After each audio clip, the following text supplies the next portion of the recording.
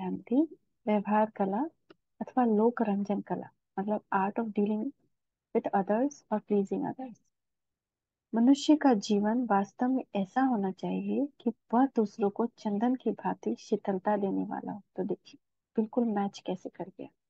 आज शीतलता का गुण, स्नेह का गुण और शीतलता का कला भी, तो दोनों को यूज करेंगे साथ में। गुलाब की भांति सुगंधि देने वाला हो और मधु के समान मीठा अथवा प्रिय लगने वाला हो तथा फल के समान रस देने वाला हो, परंतु अपने व्यवहार को ऐसा सुंदर और कुशल बनाना जिससे कि लोग संतुष्ट और प्रसन्न हो, यह भी एक कला है ना। ये कला है जो हम दूसरे से कैसा व्यवहार करें, मधुर व्यवहार करें, शीतल व्यवहार करें। तो हम इस कला को आज आह्वान करते हैं। योग में जब भी बैठे, जब भी ट्रैफिक कंट्रोल बजे, जब योग करें तो इस कला का आह्वान करें और इस कला को यूज करते हुए हम सबसे शीतल और मधुर व्यवहार करें। परंतु मनुष्य अपने जीवन द्वारा लोक रंजन अथवा जन तुष्टि तभी कर सकता है जब मुख्य रूप से ये छह बातें, क्या बातें हों। पहला, दूसरों के जीवन को भी अनमोल समझना और उनके जीवन को नष्ट भ्रष्ट करने की चेष्टा न करके उन्हें संभालने, आदर देने, आश्रय देने, सुख देने आदि की पूरी कोशिश करना। हम क्या हो जाते हैं? सेल्फ सेंटर्ड हो जाते हैं। हम सोचते हैं मेरे साथ बात करने वाला कोई नहीं, मेरे साथ मेरे विचार को शेयर करने वाला कोई नहीं। लेकिन हम कभी ये नहीं देखते कि अगर हमसे किसी ने बात बंद कर दिया है या कोई हमसे अच्छे से बात नहीं कर रहा है, सुख नहीं दे रहा है या आदर पूर्वक बात नहीं कर रहा है, तो वो स्वयं भी तो इस अनादर को झेल रहा है। वो स्वयं भी तो अकेला पड़ गया है। वो स्वयं भी तो किसी से अपनी उस दिल की बात को शेयर नहीं कर सकता कि किस लिए वो दुख है, किस लिए वो अशांति मन में, किस लिए वो अंदर अंदर जल रहा है, घुट रहा है। तो इसलिए ये बात को समझना है, दूसरे को भी उसी तरह अनमोल समझना है जैसे हम खुद को समझते हैं। जैसे हमारा मन तुरंत अपनी तरफ जाता है कि हाय कोई मुझे छोड़कर चला गया, मेरे इतने सारे काम में अकेला हो गया, मुझे नहीं समझा या मुझे सहयोग नहीं दिया या अच्छे बोल नहीं बोले या सुख नहीं दिया, कुछ भी किसी भी तरह का हो। तो हमको दूसरे को भी देखना है, समझना है कि अगर इसने मुझे से नहीं किया तो क्या वो स्वयं सुखी है।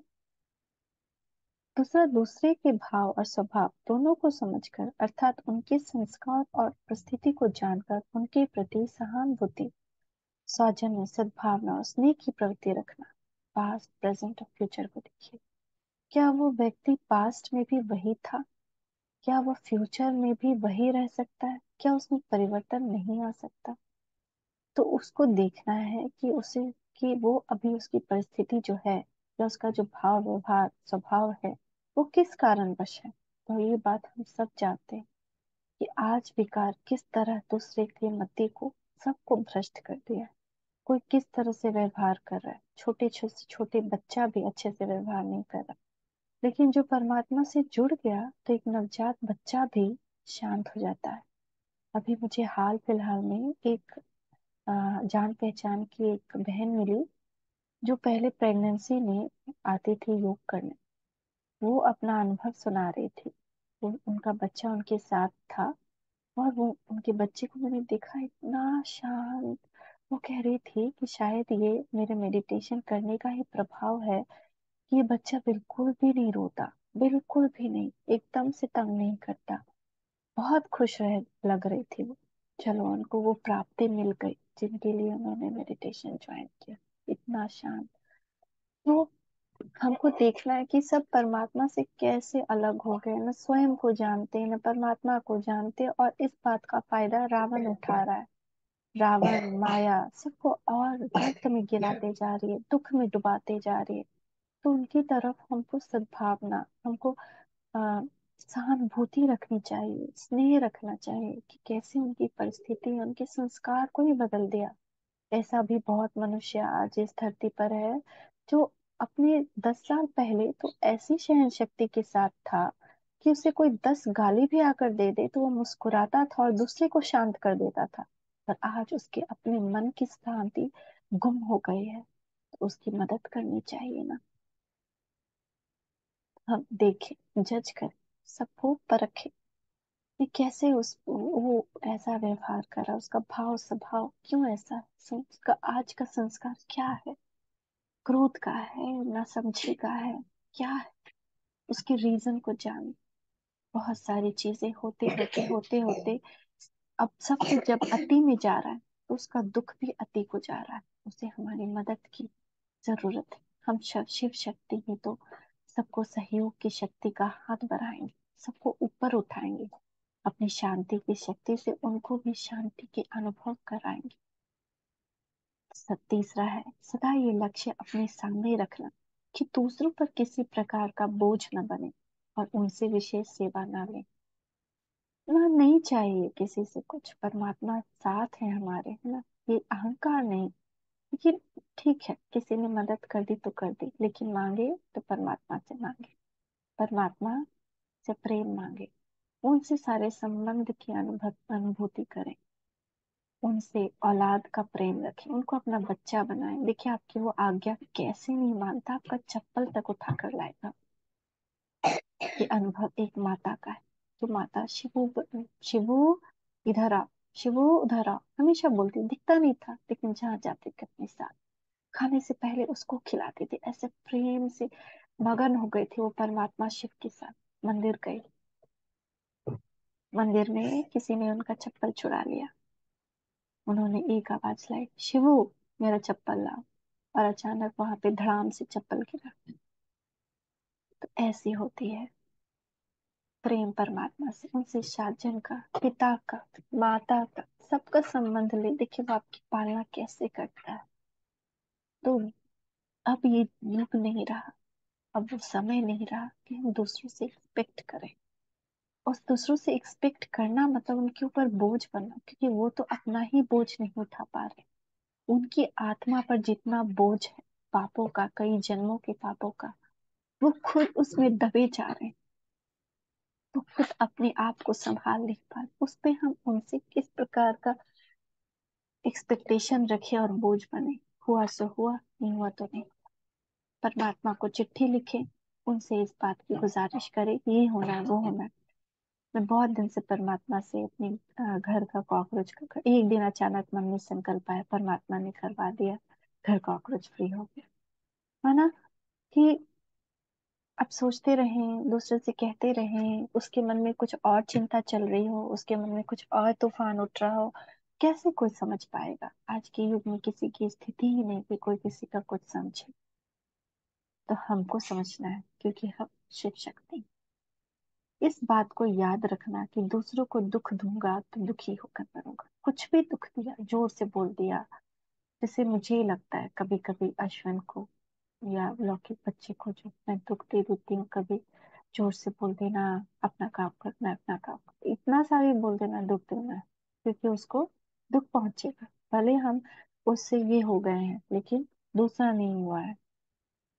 तो इसका बहुत बहुत ख्याल रखना कि हमारी बोली, हमारे व्यवहार, हमारे किस आचरण से किसी को दुख पहुंच रहा है या दुखी हो गया है। हो सकता है कि हमने पास्ट में ऐसा कोई कर्म किया, बार बार शिकायत की, बार बार लड़ाई झगड़ा किया, या बार बार कोई भी चीज ऐसा कुछ किया जिससे कोई हमसे दुखी हो गया हो। उस दुख को भी जाना है शांति की शक्ति से, अपने प्रेम पूर्वक स्नेह पूर्वक व्यवहार से। फिर सबका शुभ चिंतक बनकर रहना, सबके लिए शुभ भावना, शुभकामना, अपना कर्तव्य पालन करना तथा उत्तरदायी। मेरा कर्तव्य, मैं सेवाधारी हूँ, भगवान ने मुझे यहाँ भेजा है इस परिवार में, इसलिए नहीं कि ये मेरा अधिकार है, मेरा संपत्ति है। मुझे तो इस परिवार का पता ही नहीं था, इस परिवार से मेरा जुड़ना हुआ मेरे कार्मिक अकाउंट के कारण। और ईश्वर ने मुझे हर एक शक्ति को एक एक परिवार के निमित्त बनाया है। तो आपको उस परिवार के निमित्त बनाया है कि आपको उस परिवार का कल्याण करना है। तो आप अपने कर्मों में रोटी बना रहे हो, प्रेम से बनाओ, वो प्रेम उस तक पहुंचेगा। खाना खिला रहे हो, प्रेम से खिलाओ। कोई शिकायत भी कर रहा है तो दुआ दो, ये नहीं कि क्यों शिकायत किया, इतना मेहनत से करते हैं। हम अपना कर्तव्य पालन कर रहे हैं, उसके बोलने से हमारा कर्तव्य बदल नहीं जाएगा, और ना कर्तव्य खत्म हो जाएगा। तो हम कर्तव्य जो भी पालन कर रहे हैं, उत्तरदायित्व किसी परिवार का निभा रहे हैं, तो प्रेम से निभाएं। अब देखा जाए तो जब कोई मनुष्य महसूस करता है कि दूसरा व्यक्ति उसकी सुख सुविधा का भी कुछ ख्याल करता है, उसमें थोड़ी बहुत योग्यता भी मानता है, उसमें उसके जीवन का भी कोई मूल्य तथा आदर समझता है, तो उस व्यक्ति के प्रति उसकी सहृदयता हो जाती है।